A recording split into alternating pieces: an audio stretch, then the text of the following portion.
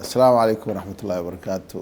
Waxaan maanta aada ugu faraxsanahay inaan la kulmay Dr. Gacal oo ah gudoomiyaha baarlamaanka Galmudug.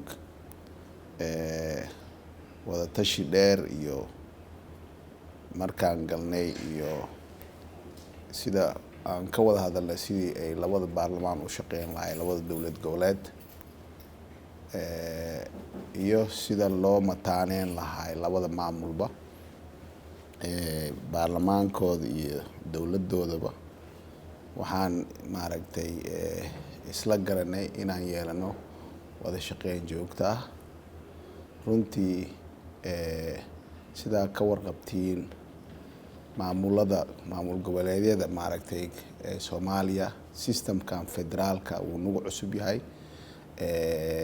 Marka waxaan doonaynaa in maaragtay si systemkan federaalka loo hormariyo, waxaan doonaynaa in wada shaqeyn joogto ah anaga iyo maaragtay dowlad goboleedyada aan abuurno. Hadda waan ku faraxsanahay aniga Galmudug inaan halkaan isku aragnay, waan qodobo dhowr ah meel isla dhignay. Waxaan rajaynaynaa sidaas oo kale inaan maaragtay aan iswada aragno gudoomiyaasha kale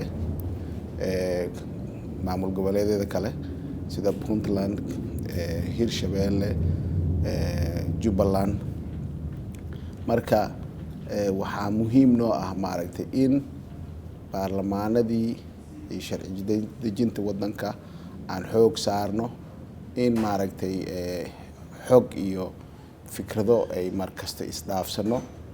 Marka aan rajaynaynaa in wada tashiga maanta anaga asagana dhexmaray in maaragtay ay dowladda federaalka iyo international community ay gacan nagu siin doonaan sidii howlaha aan ka wada hadalnay aanu deegaanada aan ka soo jeedno labada gobol aan mathilno inaan maaragtay aan ka fulino. Marka intaas ayaan ku soo koobayaa.